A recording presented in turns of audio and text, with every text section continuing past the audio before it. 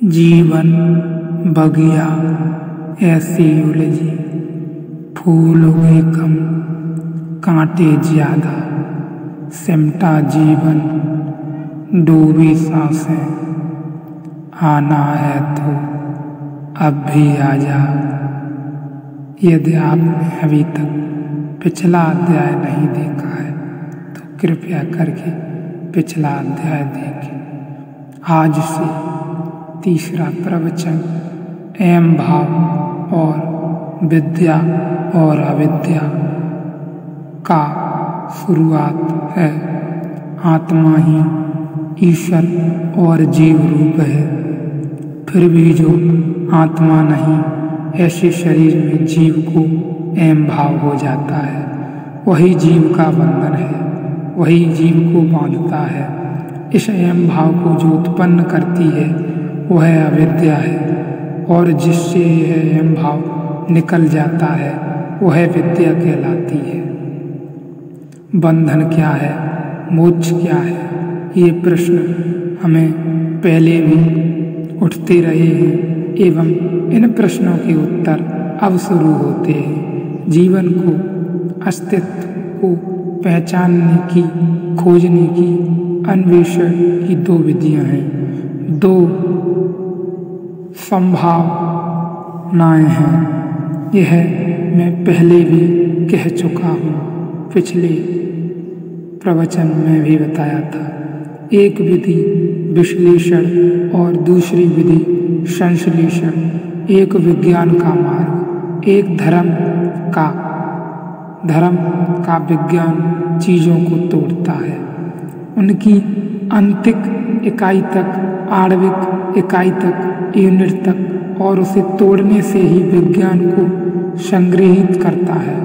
यही है विज्ञान, उसकी अंतिम इकाई तक उसे तोड़ने की कोशिश करता है।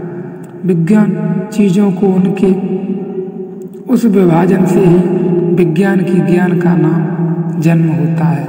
धर्म की प्रक्रिया ठीक उल्टी है, बिल्कुल अलग है। धर्म जोड़ता है प्रत्येक इकाई को अंतिम विराट से, टुकड़ों को उसकी परिपूर्णता में, खंड को अखंड के साथ, और जब सब कुछ संयुक्त तभी धर्म ज्ञान को उपलब्ध हो जाता है, तभी धर्म मोक्ष रूप को उपलब्ध हो जाता है। ऐसा समझे, एक फूल है, तोड़ सकते हैं, उसे वैज्ञानिक तोड़ेगा, फूल को समझने जाएगा तो तोड़ेगा, उसके केमिकल्स में, उसके रासायनिक तत्वों में खनिज कितना, पानी कितना, रसायन कितनी, वह तोड़कर विश्लेषण करेगा और बता सकेगा कि फूल किन किन चीजों को जोड़ता है। लेकिन कोई कभी इससे राजी न होगा। कोई सौंदर्य का प्रेमी इस विश्लेषण को हत्या कहेगा, क्योंकि इस तोड़ने में ही फूल नष्ट हो गया, और जो हमने जाना वह फूल नहीं है, और तोड़कर जो हमें मिला उससे भला फूल बनता हो, लेकिन फूल कुछ और ही है, चीज थी। जिन अंगों को काट काट कर हमने फूल को पहचाना, उसमें हमें यह तो पता चला कि फूल किन चीजों से मिलकर बना था, लेकिन फूल क्या था यह बिल्कुल भी पता नहीं चला, वरना तोड़ने में ही फूल खो गया।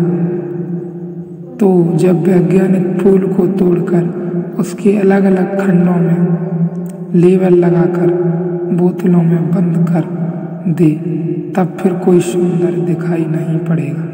वह सौंदर्य फूल ही परिपूर्णता में था, उसके पूरे होने में था। वह सौंदर्य उसके अंगों में नहीं है, उसके जोड़ में था। इसे ऐसा समझें, किसी ने एक गीत लिखा हो तो गीत को हम उसके शब्दों में तोड़ सकते हैं। जो भाषा शास्त्री है, अगर उससे कहेंगे कि इस गीत को समझो, तो वह शब्दों को तोड़कर अलग अलग रख देगा, गीत खो जाएगा, क्योंकि गीत व्याकरण नहीं है, और गीत गहरे में समझे तो शब्दों का जोड़ भी नहीं है।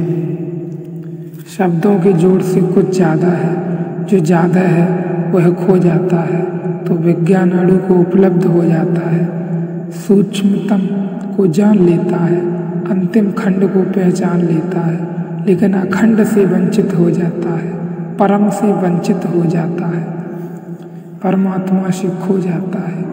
धर्म कहता है सब जुड़कर जोड़ से अभिभूत होता है, वही प्रभु है, वही ईश्वर है। यह ज्ञान के दोनों ढंग बड़े भिन्न हैं, बड़े विपरीत हैं। ये दो मार्ग हैं।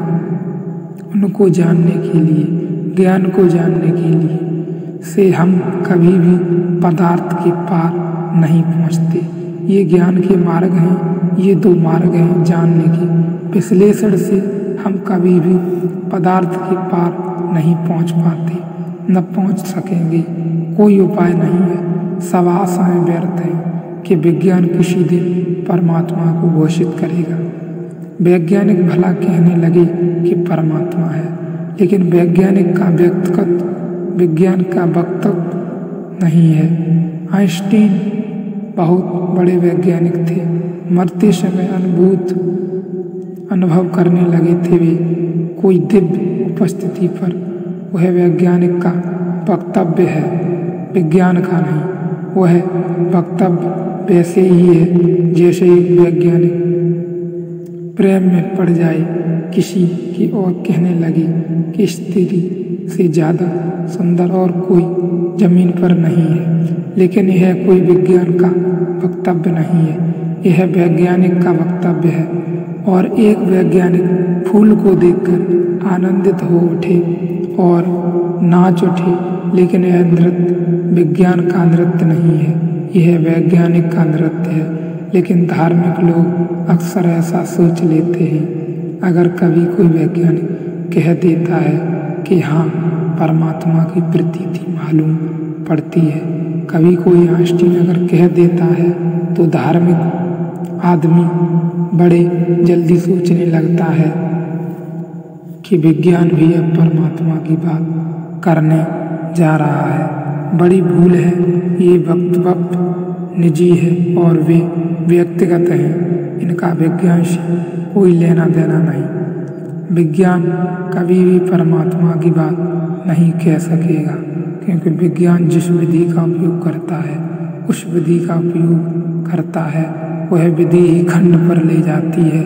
उसमें खंड ही खंड निकलते हैं, वह अखंड पर ले जाती नहीं। यह बात दूसरी है कि किसी दिन विज्ञान भी धर्म की विधि का उपयोग करे तो परमात्मा की बात कह सके, लेकिन उस दिन वह विज्ञान ही नहीं होगा, वह धर्म की खोज होगी, वह धर्म ही हो जाएगा। ऋषि का उत्तर इस बात से शुरू होता है कि आत्मा ही ईश्वर और आत्मा ही जीव है। वह जो मनुष्य के भीतर बोध की क्षमता चैतन्य है, वह जो चित रूप है, वह जो मनुष्य के भीतर जानने वाला है, ज्ञाता है, दृष्टा है, वह जो साक्षी है, उसे उपनिषद आत्मा कहते हैं। इसके अध्याय में और आगे जानने का प्रयत्न करेंगे।